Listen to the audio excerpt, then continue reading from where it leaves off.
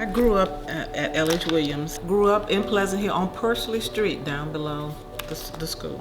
And that was a very different community. It was very vibrant. It was children everywhere. And we would have probably about 35 or 40 kids in a classroom. That's Madea. I would call my mother Madea. People who were sick in the neighborhood, she would see about them. She would cook meals. She would bathe them. People who didn't have the lights on, she would let them come over. So I guess I kind of followed her in the sense of always wanting to be involved with other people and doing things. But the calling of helping children, I guess, was the compelling cause. And so rather than teaching, I went into social work and became a school social worker. But I think it was just because I always felt so blessed. Not that I had any amount of extra or any grand materialism, but I always just felt as though people were always kind to me. I had kind teachers, I had kind people at my church, I had a kind piano teacher, and somehow I just felt like because you are given, you have to give. I started as a school social worker in 1976. I remember there was a child who had not been to school, and the teacher was really, really concerned because the child always came to school, was evidently always neglected in the sense of not having clean clothes and what have you. And when I went to that house, dirty diapers out in the yard, when I got to the doorstep,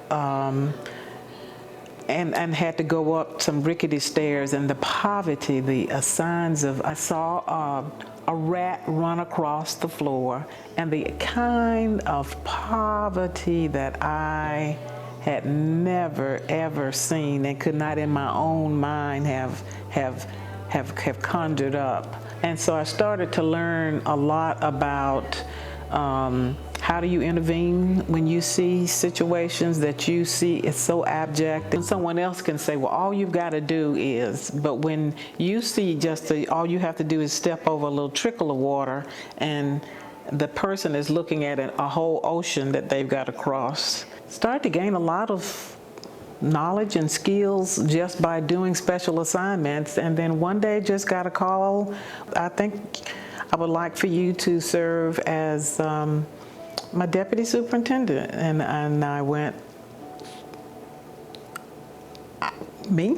started a teen parent center, worked with starting a program to help students who really needed an alternative to just the day school, to having things in the evening.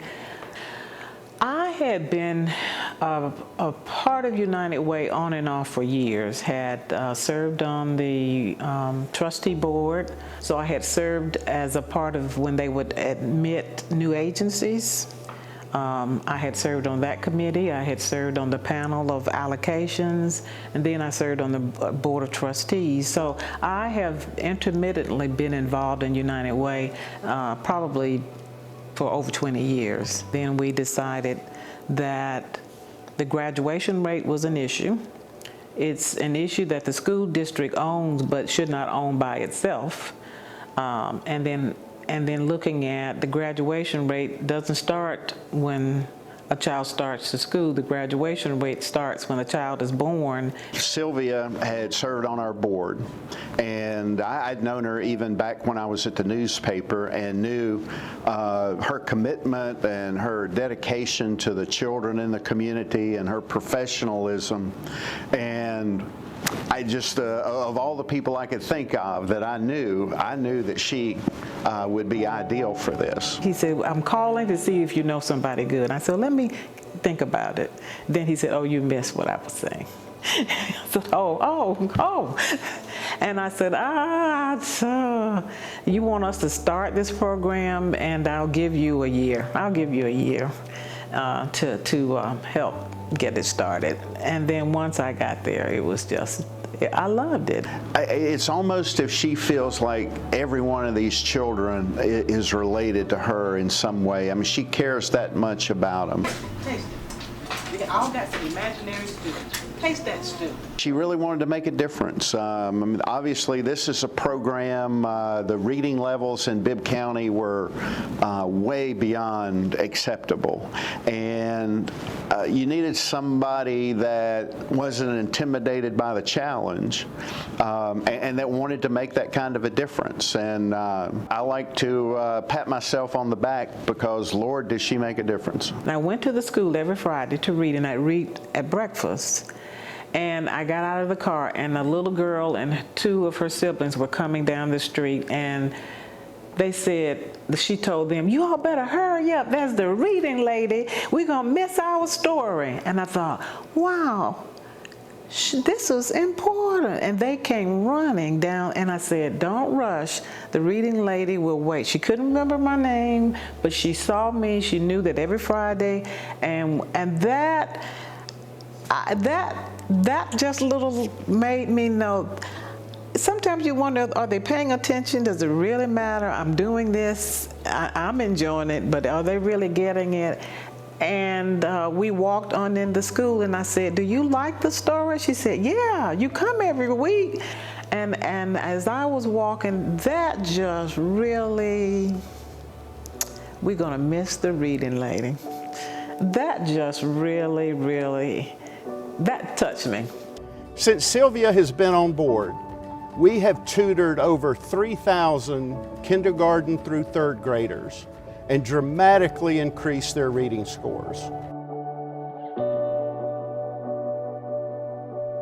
So it is my pleasure to announce that starting in 2021, the Teacher Excellence Award will now become the Sylvia McGee Excellence in Education Award.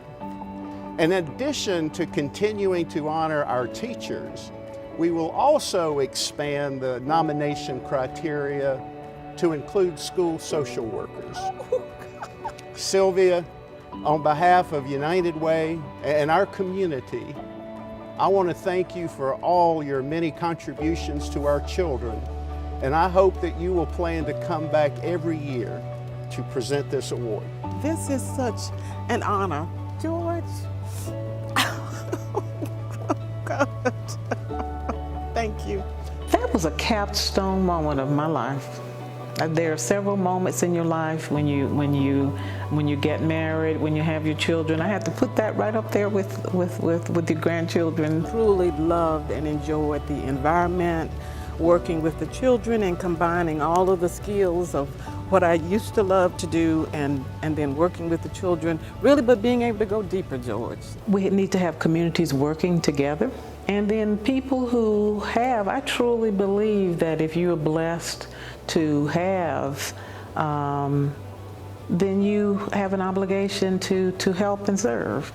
And service can come in a lot of different ways. A lot of people will do direct service. A lot of people will give. A lot of people will volunteer. So I think that service comes in the way that you are comfortable in giving and serving. It doesn't have to be in one particular way. It is a sense of satisfaction that really then catapults you to continue. Even when you get weary or think you're not doing well, know that you may not see the seed that you're sowing, but it's there.